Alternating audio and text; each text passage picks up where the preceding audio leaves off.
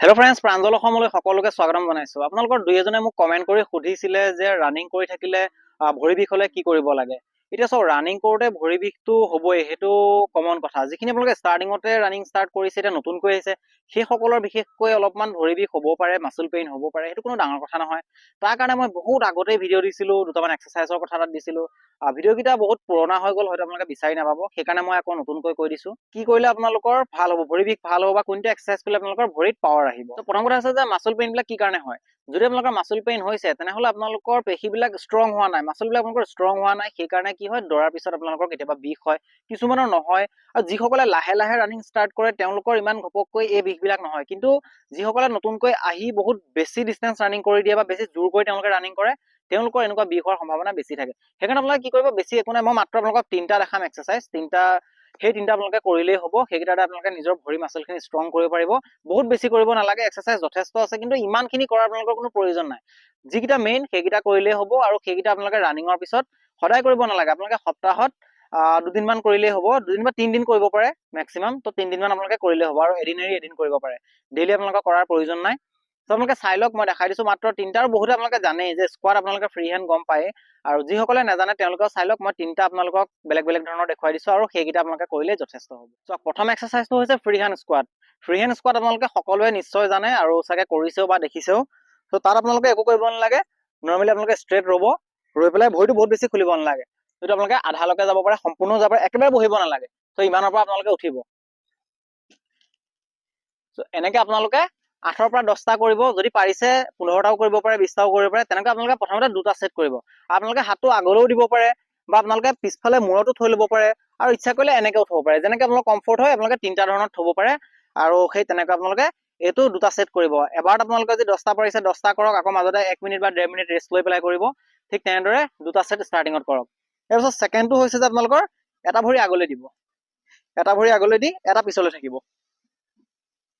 ঠিক এনেকে আপোনালোকে অলপ তললৈকে যাব, একেবাৰে আঁঠু আপোনালোকে টাচ কৰিব নালাগে, অলপ টাচ হোৱাৰ আগৰ পৰা, এই মাটিত টাচ হোৱাতকে আগৰ পৰা আপোনালোকে উঠাই নিলে হ'ল। ঠিক এনেদৰে আপোনালোকে এটা ভৰি দি 10টা কৰিব, আকৌ লেগ চেঞ্জ কৰিব, চেঞ্জ কৰি পেলাই চেম আকৌ 10টা, আকৌ এনেকে 10টা কৰিব। ঠিক এইটো আপোনালোকে চাব যে এটা ভৰিত দুটাকৈ হয়, তাৰমানে আপোনালোকে 4বাৰ কৰিব লাগিব। এবাৰ এইটো, আৰু এবাৰ ৰাইট, আৰু এবাৰ লেফ্ট কৰা মানে এবাৰ হ'ব। ঠিক তেনেকুৱা আপোনালোকে দুবাৰ কৰিব। এবাৰ যদি 10টা পাৰিছে 10টা কৰক, যদি আপোনালোকে 15টা পাৰিছে 15টা কৰক।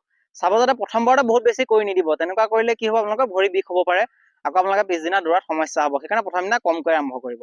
ইয়াৰ পিছত 3 নম্বৰটো হৈছে যে আপোনালোকে নৰ্মেলি এনেকে ৰ'ব, ৰৈ পেলাই ভৰি অকল হিল আপ কৰিব, অকল ট'ৰ ওপৰত থিয় হ'ব।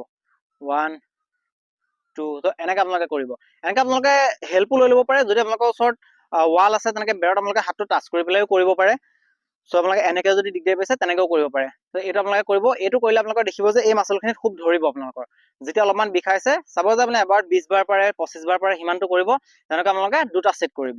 কৰিলে আপোনালোকে এক্সাৰচাইজ তিনিটা নিশ্চয় বুজি পালে। চ' এইকেইটা আপোনালোকে কি কৰিব, এদিন এৰি এদিন কৰিব, ৰানিঙৰ পিছতে কৰিব পাৰে। আৰু আপোনালোকে সপ্তাহত 3 দিন কৰিলে হ'ব, তাতকৈ বেছি কৰাৰ প্ৰয়োজন নাই। আৰু প্ৰথমতেই বহুত বেছিকৈ কৰি নিদিব। এবাৰত মই 10 বাৰ কৈছোঁ, আপোনালোকে 10 বাৰে কৰিব। যদি 10 বাৰত আপোনালোকৰ একেবাৰে ইজি নিচিনা লাগিছে, 15 বাৰ কৰিব, কিন্তু একেবাৰতে বেছিকৈ কৰিবলৈ চেষ্টা নকৰিব।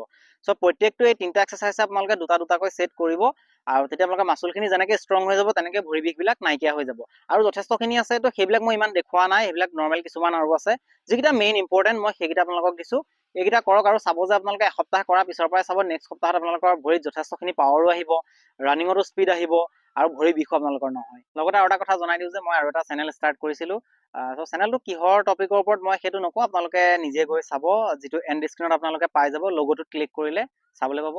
চাব আপোনালোকে, যদি ভাল লাগে ছাবস্ক্ৰাইব কৰিব, আৰু শ্বেয়াৰো কৰি দিব। চ' আশা কৰিছোঁ আপোনালোকে এক্সাৰচাইজ কেইটা নিশ্চয় বুজি পাইছে, আৰু নিটো আপোনালোকে কৰি যাব।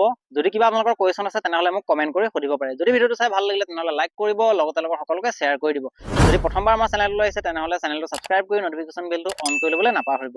লগ পাম আকৌ নেক্সট ভিডিঅ'ত। জয় আই অসম।